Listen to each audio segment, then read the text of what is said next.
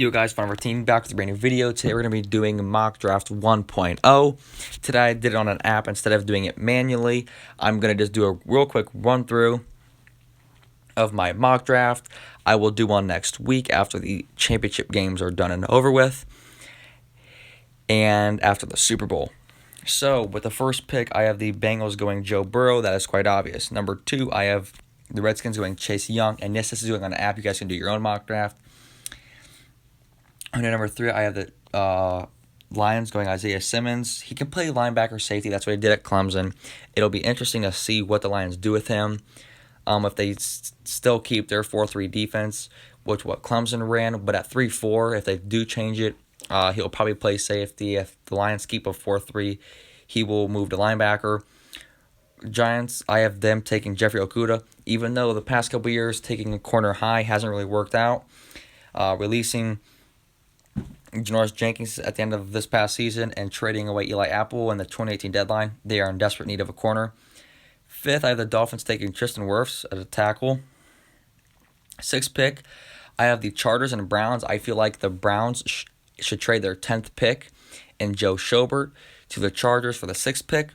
So the 6th pick, I think, will go to the Browns. This is like realistic what I think they should do because Joe Schobert will be a free agent and the Browns don't want to pay him. So why not franchise tag him and send him to the Chargers and move up 4 picks and take Andrew Thomas. 7th pick, I have the Panthers taking Derek Brown. So just to clarify, I think that 6th pick will go to the Browns. It probably won't happen, though. 8th pick, I have the Cardinals taking CeeDee Lamb. 9th pick, I have the Jaguars taking Jerry Jeudy. And with the 10th pick, I have the Chargers, since they traded back, taking Justin Herbert. And with the 11th pick, I have the Jets taking Henry Ruggs. With the 12th pick, I have the Raiders taking Justin Jefferson.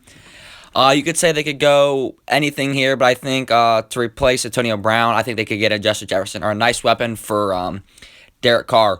13th, I have the Colts going Jacob Eason. I do not think that Jacoby Brissett is the answer in Indianapolis. 14th pick, I have the Buccaneers going A.J. Epinesa. That's their biggest problem. They're going to probably lose Shaq Barrett in free agency. Jason Pierre-Paul has been there, hasn't done much of a presence. That is their biggest weakness. 15th, I have the Colts going Christian Fulton. He's the most NFL-ready corner, not necessarily the best one, but depending on what they do with Chris Harris, no matter what, I think he's a perfect fit for Denver.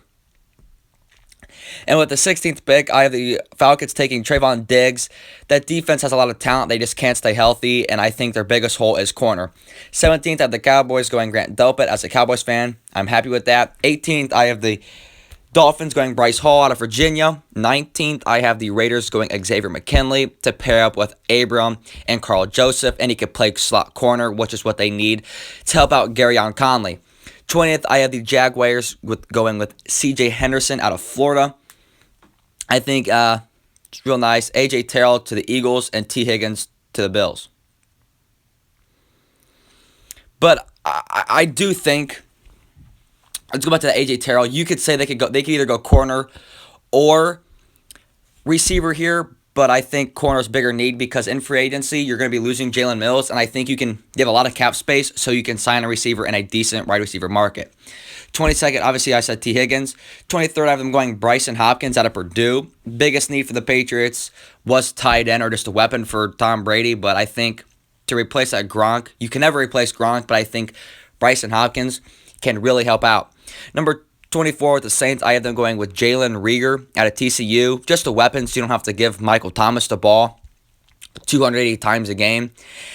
And 25th, the Vikings, I have them going Tyler Biadasz. Sorry about that. But out of Wisconsin, interior lineman, he could play left guard, right guard. They drafted a center and a right guard in the first round last year. I just think a left guard could really help out that running offense. 26, if you guys are questioning it, Tua has finally got off the board. I think a year, if they let him sit behind Ryan Fitzpatrick for a year, let him heal up, that'd be really cool so he could get healthy. 27th, I've been going Jedrick Wills, a tackle to go on Dwame Brown. They need help protecting Russell Wilson. And Darrell Taylor, I have them going to the Ravens. Just another pass rushing presence. That defense, not a lot of weaknesses, but I think they could definitely add another pass rush just to solidify that defense because they have no hole on offense. 29th, I have the Titans going Yetur Gross-Matos for Penn State. That defense is getting older on that front. They have a lot of free agents. I think Cameron Wake and Jarrell Casey aren't going to do it. If they have a weakness, it is pass rush ability. Not a lot of weakness on that Titans defense, though.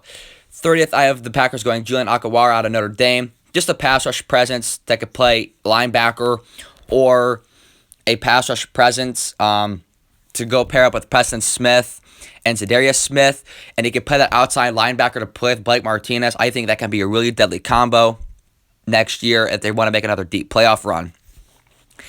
And also, he's played the 3-4 position. That's what Notre Dame plays, so I think it'll be a good edge.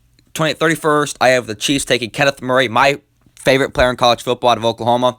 Flies all over the field, and the Chiefs' defense has a weakness. So I feel like that would be a perfect fit for him to be able to fly all over the field, make some tackles, be a playmaker. He can force turnovers. Him and Tyrann Mathieu. If Chris Jones returns, he is a free agent. And I think if the Juan Thornhill produces next year for Kansas City, that could be a deadly duo. And 32nd, I wanted them taking Shaun Wade, but out of Ohio State at the corner. But he he went back for a senior year. So I think that Donovan Peoples-Jones, a big target out of Michigan, could be nice. Emmanuel Sanders is a free agent. A lot of injuries like Dante Pettis, he's questionable, if he's going to play again. So I just feel like another weapon on that offense side of the ball can be useful. The only reason why, there's no other corner that's first-round potential. Shaun Wade is the best remaining corner, but he's back, or he's going back to Ohio State for a senior year. And that is going to be the Mock Draft 1.0. I kind of flew by this. I want to make it fast. I want to get my mock draft out there. It's really late for my first one. I'll have 1.1 coming out after the Super Bowl. And once the championship games are done, this won't come out till after the championship games, but this is recorded before.